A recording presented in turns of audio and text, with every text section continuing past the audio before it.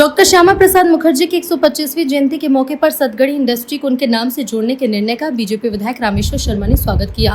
उन्होंने कहा कि पहल डॉक्टर मुखर्जी के राष्ट्र निर्माण और आत्मनिर्भर भारत के विचारों को सम्मान देने की दिशा में महत्वपूर्ण कदम है। रामेश्वर शर्मा ने कहा कि प्रकृति ने इस क्षेत्र को अनेक संसाधन से समृद्ध किया और इन संसाधन का उपयोग कर रोजगार के नए अवसर पैदा करना हमारी जिम्मेदारी है। उन्होंने ये कहा कि पीएम मोदी का भी लक्ष्य है कि देश में अधिक से अधिक रोजगार के अवसर सृजित हो और युवाओं को आत्मनिर्भर बनने का मौका मिले। उन्होंने कहा कि औद्योगिक विकास और रोजगार सृजन के जरिए क्षेत्र के युवाओं को लाभ मिलेगा और स्थानीय अर्थव्यवस्था को मजबूती।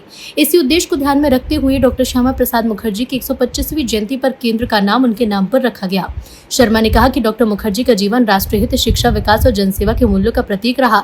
उनके विचार आज भी समाज और युवाओं को प्रेरित करते हैं। बहुत हमारी बरसों पुरानी मांग थी यार, राजा भोज का शहर ताल तलैयों का शहरों के नाम से जाना जाता है, पहाड़ियों के नाम से जाना जाता है, खूबसूरती के नाम से जाना जाता है। इस शहर में प्रकृति ने बहुत कुछ दिया है।